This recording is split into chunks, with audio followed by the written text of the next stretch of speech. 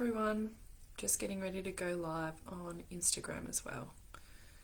Bear with me a second. It's really, you can't do it from one straight into the other.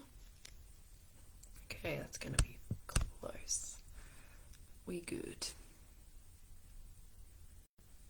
Okay. Oh.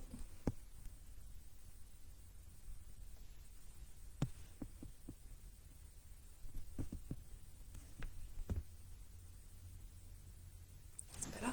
Hey Instagram, Meg Smith, the hypnotic dietitian here. Pretty specific question today around the gallbladder and what happens after surgery and how do things change with your diet and how your digestion absorbs things if you have had it removed. So I had a member reach out saying that they were about to go through gallbladder surgery and they've read some information that you should take certain Black Friday sales going crazy, aren't they? That you should take certain supplements and things if you've had gallbladder surgery. And yeah, just there was so much information that this person was a little bit confused. So first of all, I thought I'd start with what is the job of the gallbladder. So the job of the gallbladder is to store and concentrate bile so that when you have a meal, that can be released into the small intestine to help your body break down fat and absorb that fat into the small intestine. Fats aren't equal. Absorbing fat isn't a bad thing, and there are also lots of fat-soluble vitamins that we have to be mindful of as well that the gallbladder may help us actually absorb as well.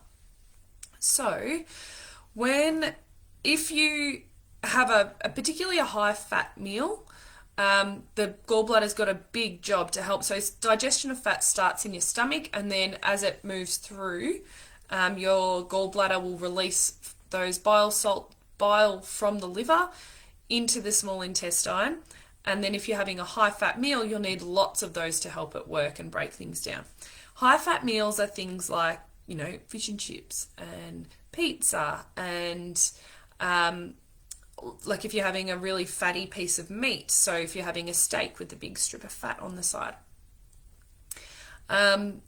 Those are sort of things that you would need a lot of work from the gall, a lot of those concentrated bile from the gallbladder.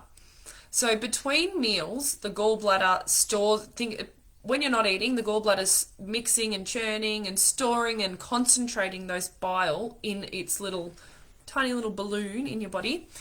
So it's blown up in between meals, and then when you start eating, the body is so clever that it starts signaling places like the pancreas, the liver, the gallbladder, the stomach, to release hormones and to release certain enzymes to help you break down foods.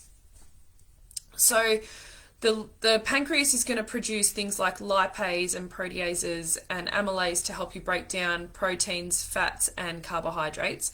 And when it's doing that, the gallbladder is going, oh, there's food coming. All right, we can start releasing this bile into the small intestine so that by the time it hits there, we're going to be able to break down and absorb the fats in there and the goodness and the omega-3s and all that sort of stuff.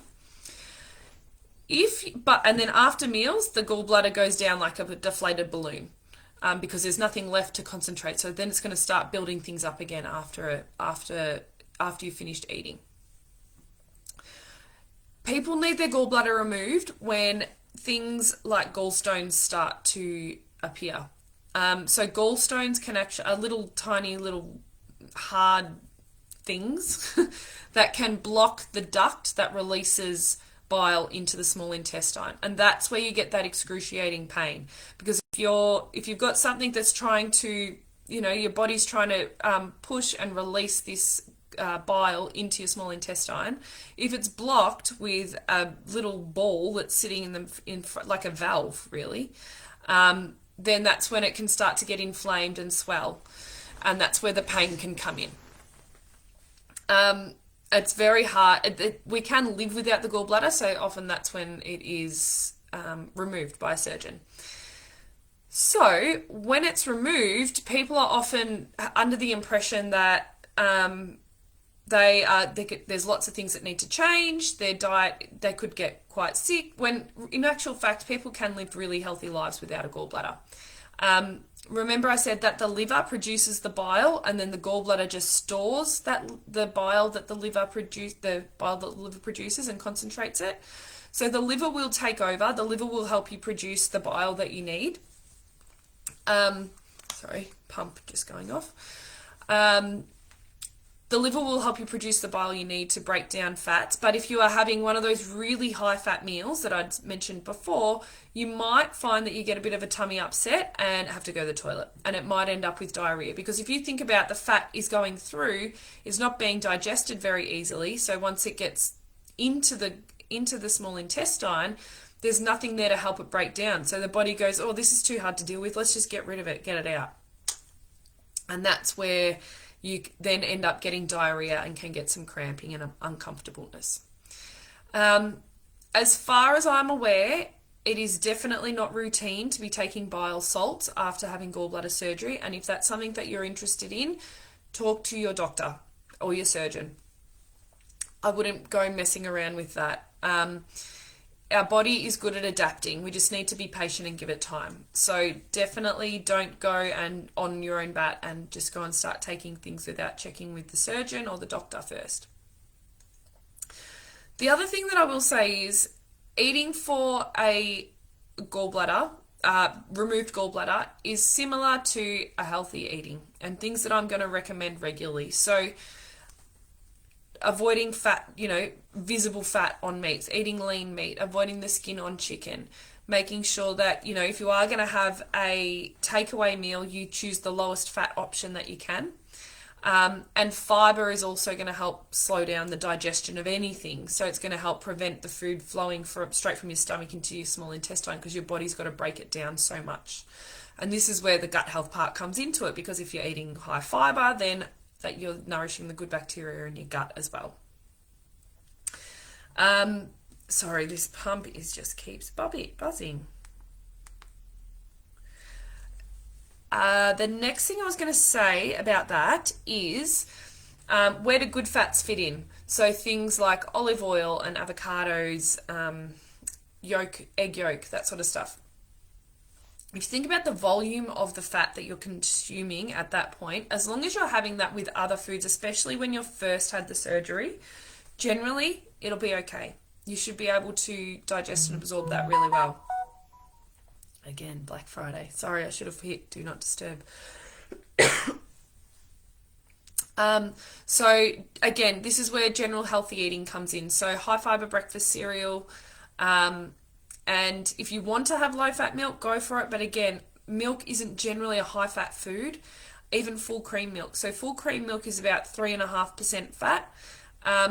We would generally still consider that a fairly low-fat food in the grand scheme of things. So if you're, if you want to go for low-fat milk, that's fine. But if you're already having it, generally you might be okay with that.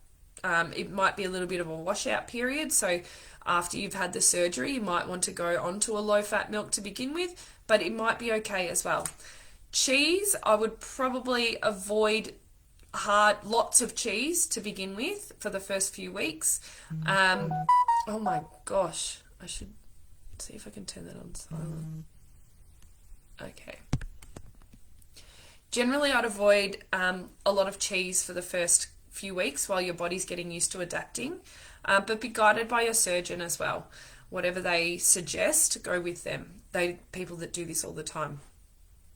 I see a lot of people in clinic that have had their gallbladder removed, and often I've seen people that are eating really high fat foods and they're still managing, and then I've seen other people who have a really healthy diet and they're still managing too. So either way, eventually your body will begin to adapt, but I guess we could also potentially, if you were having a lot of high-fat foods or extras type foods, do you need to continue having them? Could you use this as a time to switch over to a healthier way of eating? Let me know what you think. Let me know if you have a gallbladder or if you don't, and if you've had surgery, and what your experience was afterwards, because I'm sure there's lots of people that could share in that too. Happy Friday, everyone.